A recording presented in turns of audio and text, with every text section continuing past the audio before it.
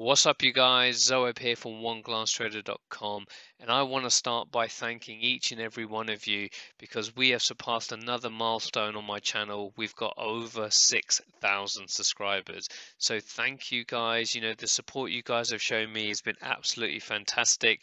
And to show my appreciation, I'll be launching my brand new indicator with you guys today called the Ichimoku Cloud Breakout. But not only that, to celebrate getting over 6,000 subscribers, I will be giving you guys the source code, so the MQL4 file, absolutely free, so you guys can take this indicator away, make a few developments and tweaks to it, make it your own, and share your ideas, concepts, and different versions with the community. And I'm more than happy to do videos of different versions you guys have put together on this, because I'm sure when we go through the indicator in this video, there will be ways of where we can make this indicator a lot better. So, let's get into it right now. But again, you can download this indicator, the source file, absolutely free. Links in the description. So let's get to it. So I haven't really spoken about the Ichimoku indicator on my channel before, but for those of you who are new, it is a trend trading indicator which is completely free and comes standard as part of your MT4 platform. Now, there are many elements of the Ichimoku indicator, which if I show you the settings that I've got on now, there are 5 kind of main elements to the Ichimoku strategy. And again, there are many videos on YouTube, and again, if you are interested in me doing a full depth video on the Ichimoku indicator, I can do that. Just leave me a comment in the description if you want to see that. But the indicator that I've created around the breakout is all to do with the Kumo cloud. And what you can see here is all I've done is I've just selected colors for the Kumo cloud so you guys can see what that looks like. And what it is it's a very simple concept of where if price is above the cloud, we are considered in an upward trend. And if price is below the cloud, we are considered in a downward trend. And like any trend trading indicator, it works great when you're in a nice strong trend. But again, my platform is not responding. It's probably not great when you're trying to record. But what I'm trying to say is when you're in a range, which we are in here, the indicator isn't that great. So that's one thing you have to bear in mind. There is no sole indicator that you can use that is gonna, work 100% of the time, which is why, as I keep talking about, is you need to apply confluence factors and other elements of your trading to really get better signals, so you know which ones have high probability of working out. And so moving on to my indicators are expressed by these arrows that you can see here at the moment.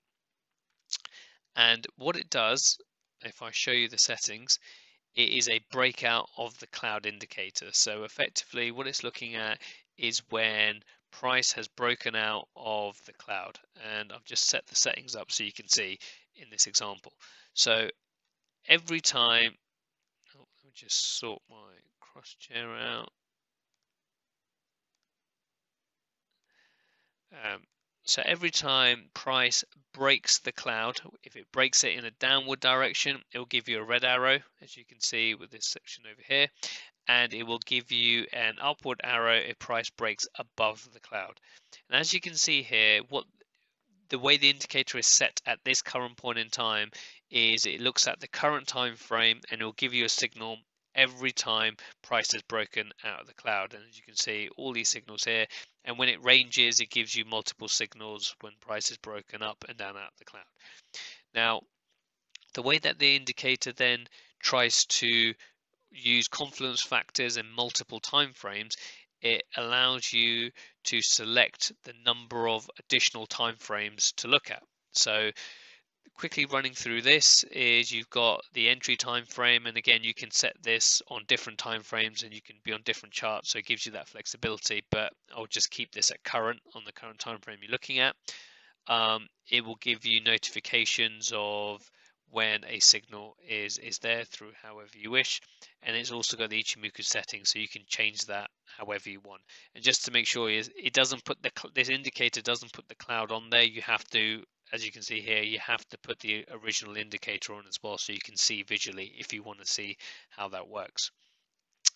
And as I said before, the way that this is different to a lot of breakout indicators is it uses multiple time frame analysis. So it's currently set to 0, so it's only looking at the current time frame when prices breaks out above or below the cloud. Now, when you add, for example, 1, for example, what it does is it looks for one time frame ahead. So in this case, the 15-minute chart. And what the aim is really to falsify false signals and to really give you kind of pullbacks in long-term trends. An example of this is as follows. So here we're seeing that when price breaks out of the cloud in either direction on the 5-minute chart, on i.e. the current time frame, the indicator looks at the next time frame up because you've selected 1, so the 15-minute chart, and the price has to be above or below the cloud in the direction of the breakout. So what you'll see here is if you just concentrate on this section over here, hopefully you will see when I close this that a lot of these signals start disappearing. And the reason for that is because at the time of the breakout, price isn't above or below the cloud on the higher time frames.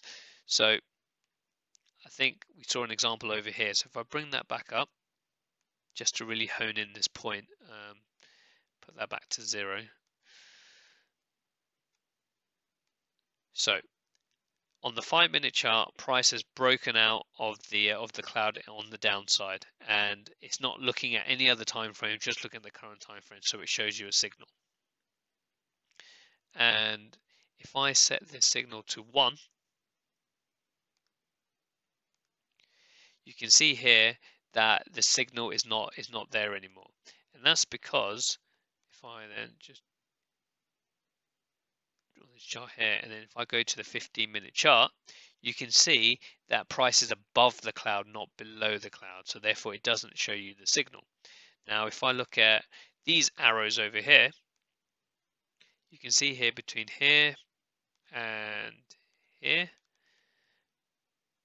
price has broken out of the cloud, you know, a number of times. So it's broken, gone back in, broken, gone back in, broken, gone back in. Yeah, four times. So it gives us 4 signals. And if we go to the 15-minute chart, you can see that price is now below the cloud, so it's matching. So you know, we have a confirmed downtrend on the 15-minute chart and on the 5-minute chart. So therefore, you've got two time frames aligning. If I look at the 30-minute chart, you can see here that price is also below the cloud on a 30-minute chart. So if I go back to the 5-minute, and again, hopefully this indicator works, that if I put this to 2, so now it's looking at the 5-minute, the current time frame, and 2 time frames higher, the 15 and the 30. You can see here that the arrows still remain. And that's because price is below the cloud on the 15-minute and the 30-minute chart. So therefore, what this indicator is looking at pullbacks into the main trend. So if we go to the 15-minute chart, you know, we pretty much got the first signal came in on right where that pullback was. So you would have got in at a great kind of entry point. And if we go to the 30-minute chart, again, is right at the top of where that signal is. So you can really get really precise entries using this strategy. But like I said, there is still, you know, false signals on here. So, you know, this is why you have got to use this indicator in conjunction with other indicators. And just to really kind of give you an example of where you can really catch some nice moves is again, I've put Guppy's moving averages on here, and I'll link to that video in the top right corner if you guys are interested in learning about Guppy's moving averages. But you can see here we've got 1, 2, 3, 4, and 5 5 signals here in this long uptrend over here on the 5-minute chart, and I think I've got it set to 2 time frames, I believe, similar, so the 15 and the 30. Yeah, so it's looking at the next higher 2 time frames, and that for me is probably about right. It gives you a good balance between looking forward and also not getting too many signals to get too many false signals. So, you know, if, for example, here you are a trend trader looking to pull back in terms of the main long-term trend, this here would be, with other indicators, probably maybe, divergence or what have you, or support and resistance or round numbers, whatever overlays you want to put on top of this. And again, I wouldn't use this solely.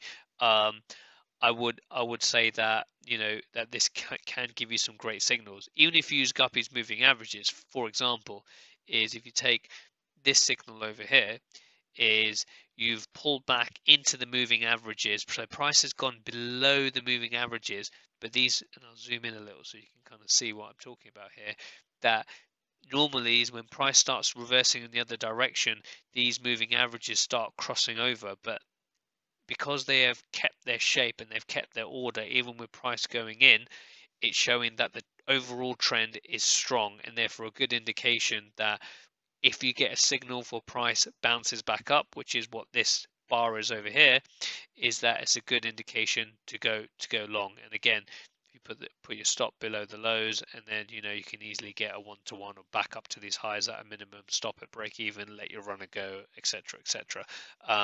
But hopefully that gives you some background and some examples of how you can use the indicator. Again, my personal preference is to use 2 time frames higher, so it uses the current time frame and then two time frames, so the 15 and the 30-minute in this example. And again, please use this in conjunction with other technical tools. I've now developed a suite of indicators for you guys to go and play with, and really build a lot of trading strategies around. And I go through 3-4 different trading strategies on my channel, and again, I'll link to those now on the end card, so you can kind of see the different trading strategies that are around. I'll probably only just do trend trading strategies, so you can really use this indicator on top of that. And like I said, develop the indicator. Either there are a lot of coders that have reached out to me asking, can I get the code to some of my indicators? And for obvious reasons I don't do that, but for this one, go ahead, play with it, modify it, do what you need to do with it, and have fun with it. And again, send me back your different versions, and if they're really good, I'll use them, I'll test them, I'll do videos on them, and really hopefully that we can start to build this indicator out, and hopefully get it to a good level where we can really use it as a good confirmation signal as part of our trading strategy. So like I said, the end card is now on here of my trend trading kind of videos, which you can use this indicator for. Links in the description to download it for free, and the source code. So have fun with it, and I shall see you guys in a second on my next video.